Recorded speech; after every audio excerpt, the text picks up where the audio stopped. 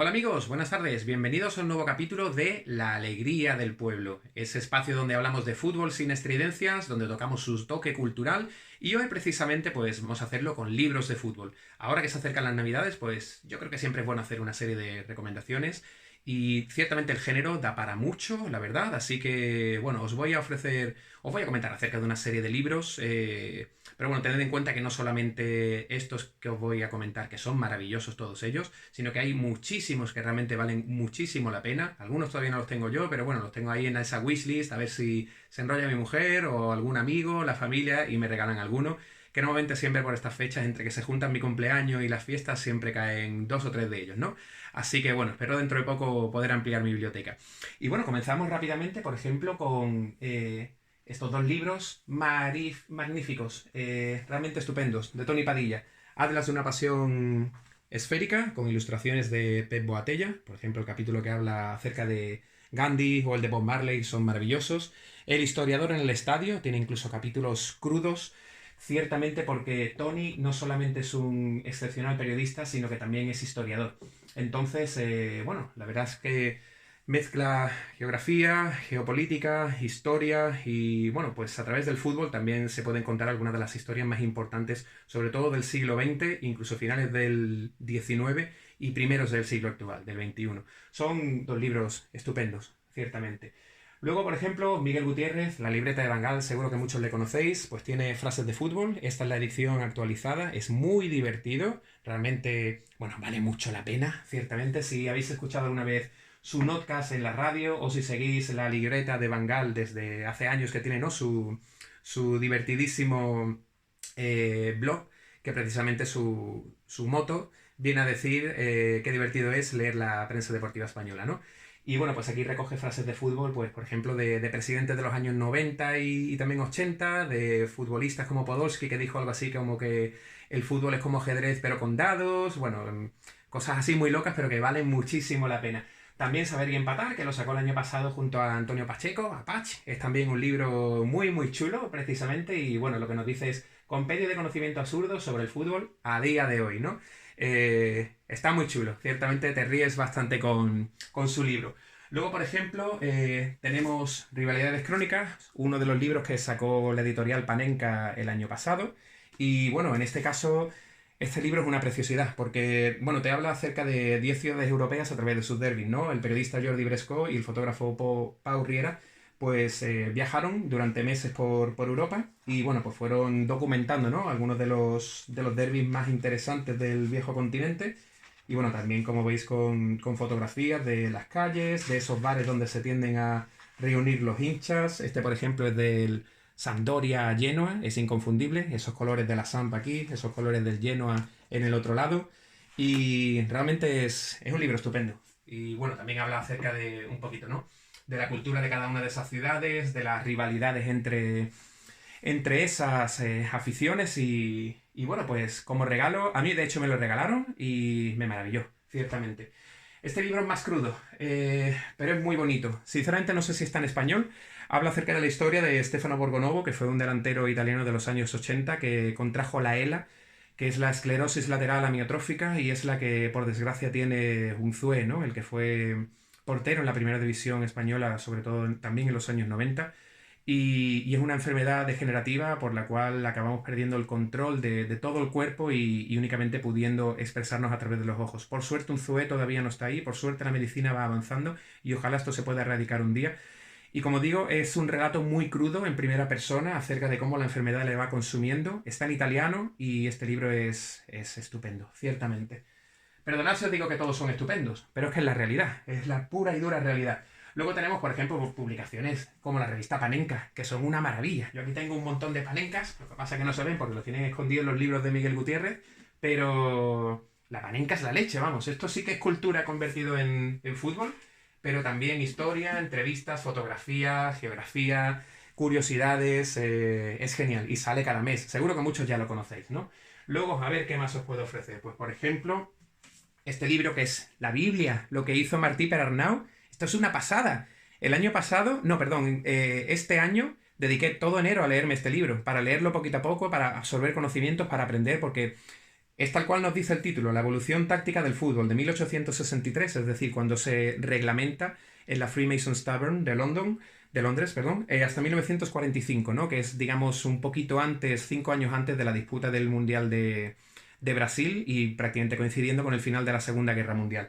Es interesantísimo, te habla acerca de equipos que quizá ya no existen, como el Alumni en Argentina, de cómo se fue, digamos, desperdigando el fútbol y creciendo a lo largo de los diferentes continentes, pero también cómo ello supuso matices que fueron enriqueciendo el crecimiento táctico en cada uno de estas regiones o zonas y cómo, bueno, al enfrentarse, pues sobre todo cuando jugaban contra los maestros escoceses, ¿no? O contra los ingleses, cómo se iban precisamente ese choque de estilos causando cierta sensación o dejando un poco anonadados, ¿no? Sobre todo los británicos que como inventores pues muchas veces se ceñían más a un modelo muy concreto, ¿no? Y habla también pues a lo mejor de una serie de jugadores, sobre todo de esa época, por ejemplo como ¿qué os diría? El uruguayo Petrone o el húngaro Giorgi Sarossi como Sindelar, ¿no? El jugador de, no me acuerdo cómo era, de papel, más o menos, si no recuerdo mal, Papierman o algo así, creo que era en alemán.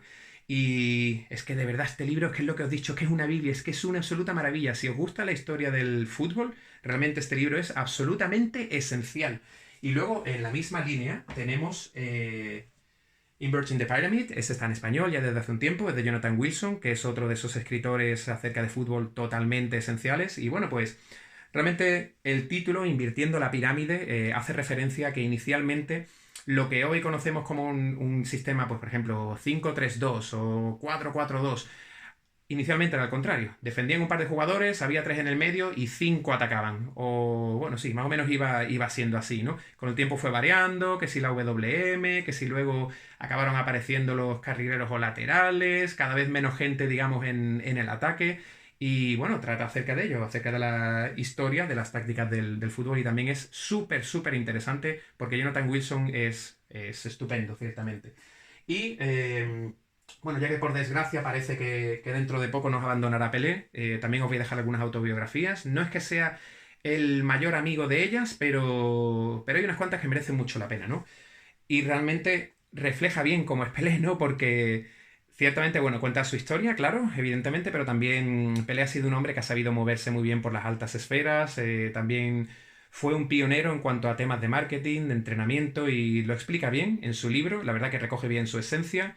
Luego también me gustaría recomendaros otro diametralmente opuesto, Yo soy el Diego de la gente, el título no engaña, este libro realmente es muy, muy, muy Maradona.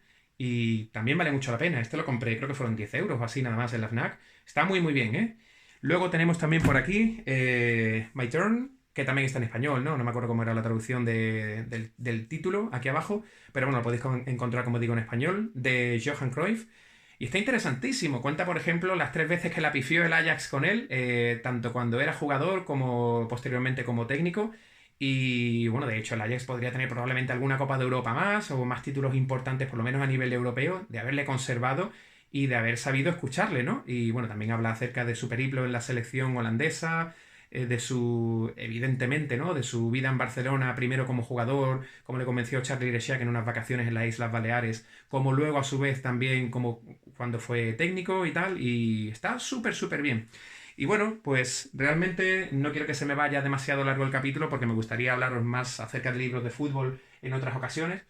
Pero sí que es cierto que, bueno, lo que sí que os animaría y sí que os diría que estará muy muy bien porque en España ciertamente no suelen hacer ofertas acerca de libros, incluso aunque tenga una serie de años, y muchas veces las editoriales tan solo permiten, digamos, un 5% de descuento, que es poquito, ¿no? Un libro de 20 euros lo puedes conseguir a 19, es prácticamente el mismo precio. Sin embargo, si os vais tanto a Italia como a Inglaterra, si digamos que tenéis la capacidad de hablar, de entender estos idiomas, sí que está muy muy bien porque en ocasiones puedes encontrar auténticas joyas muy baratitas, realmente súper bien de precio. Por ejemplo, el libro que os he hablado antes, el de Stefano Borgonovo, creo que me costó 3 euros o una cosa así. Me he comprado varios allí porque, bueno, yo hablo italiano, no es un idioma realmente muy difícil, aunque tampoco es sencillo de leer si no tienes un conocimiento básico mínimo.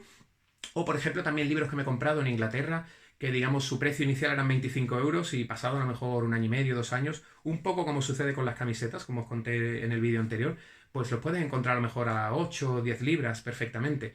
y ciertamente son precios que son así muy atractivos. Así que bueno, espero que os haya ayudado este vídeo, sobre todo por si, como os digo, estáis dudando si compraros algún libro de fútbol para estas navidades o quizá hacer un regalo a alguien que le guste la literatura deportiva. Creo que estas son buenas recomendaciones, hay muchísimas más, como digo.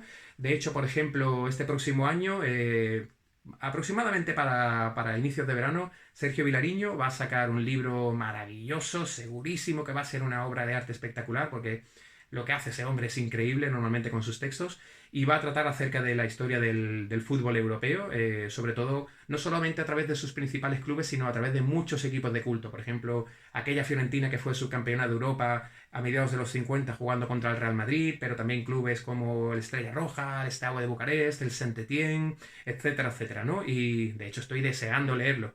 Así que bueno, ya iremos hablando más acerca de literatura deportiva y nada, espero veros por el canal, podéis suscribiros, por supuesto, y nos vemos pronto, ¿de acuerdo? Un saludo, que tengáis buen día.